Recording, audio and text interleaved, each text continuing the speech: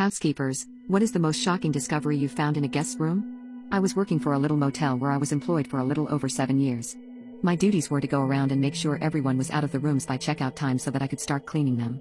Checkout time was for 12 p.m. and no later than 12:15 p.m. or they would not get their key deposit back. So I get to this one room, I knock a few times and I yell housekeeping, but no one answers the door.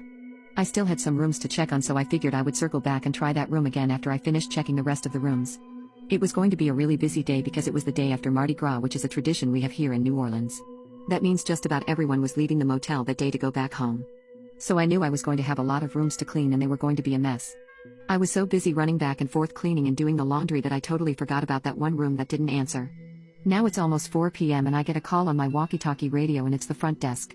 Hey, what's going on with room 102? They haven't checked out yet. I think to myself, oh no, I forgot. I'm going to check now. So I stopped what I was doing and went up to room 102. I proceeded to knock and yell housekeeping, it's way past checkout time and you need to go to the office. I waited a minute, no answer. I knocked and yelled again housekeeping, please open the door. Still no answer. So I knocked one more time and yelled housekeeping, if you don't open the door I'm coming in. I waited a few and no answer, so I got my master key out and tried to open the door. At that time we had chain locks on the inside of the doors for a little more security.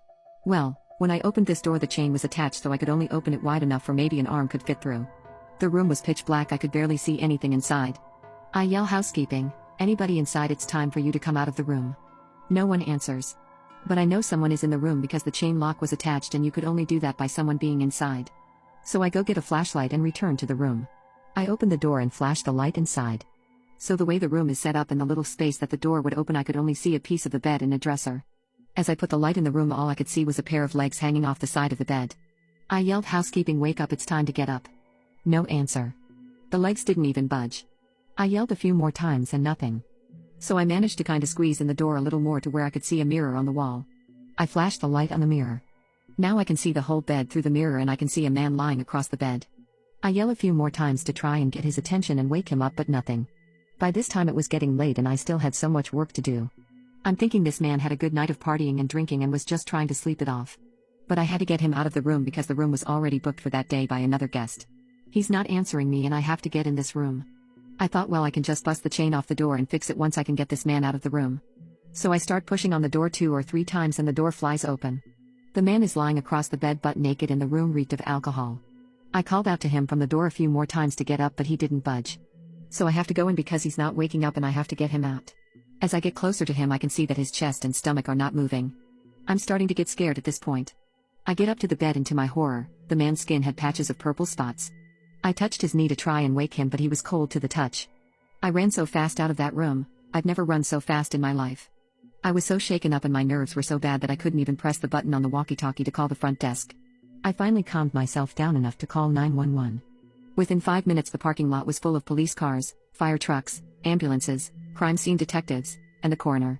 I sat there upset and crying as the detectives were trying to question me. I felt so bad because this man was so young and had a full life ahead of him.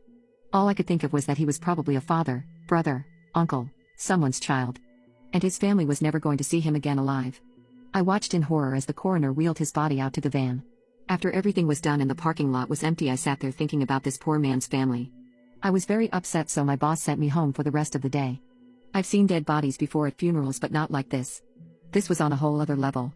I didn't go to work that day expecting to find a dead person in one of the rooms. And I've seen stuff like this on TV before, but it's one of those things where you think this would never happen to me.